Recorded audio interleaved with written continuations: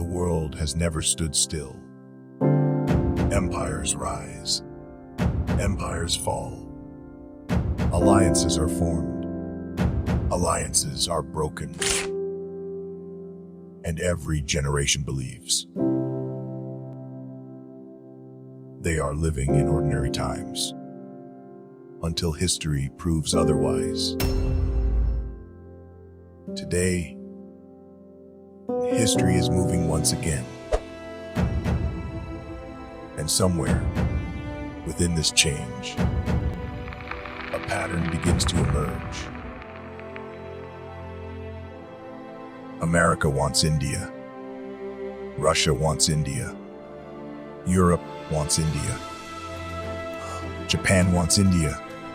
Even China, despite a disputed border, cannot ignore India. Why? If every major power wants India's partnership, why does India refuse to choose just one side?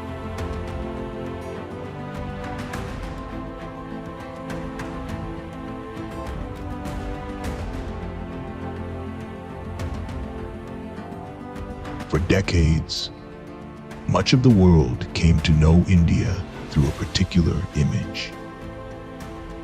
An image that became familiar and, over time, became difficult to replace.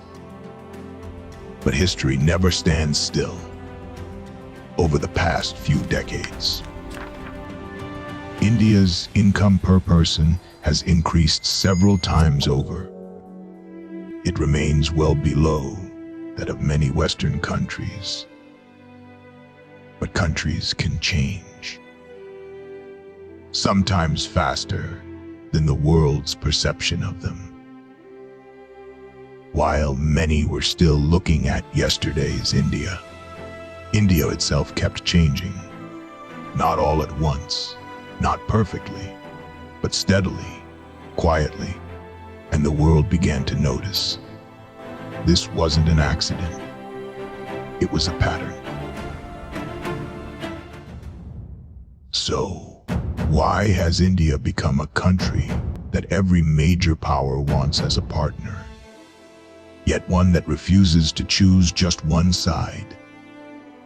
The short answer is that the world has changed, and as it changed, India's importance changed with it. But that answer only raises a bigger question. What changed? To understand India's strategy, we first have to understand the world that shaped it. Because the story doesn't begin in India.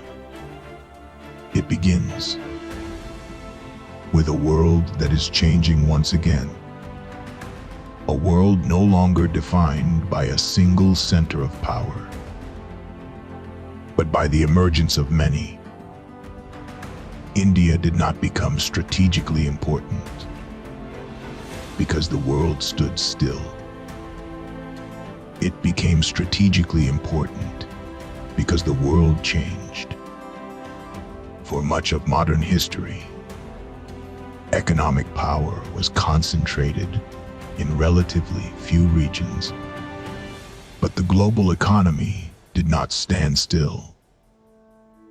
As more countries industrialized, as trade expanded, and as billions of people entered the global marketplace, growth spread across more of the world. New centers of manufacturing emerged. New financial hubs developed. New technologies connected continents in ways once unimaginable. The global economy became broader, more connected, and increasingly interdependent. Yet even in a digital age, geography never disappeared. Every smartphone, every automobile, every aircraft depends on materials, components, energy, and information crossing borders. Goods still cross oceans. Energy still flows through narrow waterways. Data travels through cables laid beneath the sea. The more connected the world became, the more valuable certain locations became. One of those locations lies at the heart of the Indian Ocean, stretching between the Middle East, Africa, and East Asia. These waters connect some of the world's busiest trade routes. Much of the world's energy supplies, manufactured goods, and commercial shipping passes through this region every day. Whoever seeks stability here is thinking far beyond the ocean itself. They're thinking about the world connected through it. But geography alone doesn't tell the whole story. India is also one of the world's largest consumer markets, one of the world's largest labor forces, one of the fastest growing major economies, a rising center for technology, digital services, manufacturing, and scientific research. None of these developments happened overnight. Together, they changed how other countries viewed India. This is why countries with very different interests often arrive at a similar conclusion. For the United States, India is a partner in technology, investment, and security.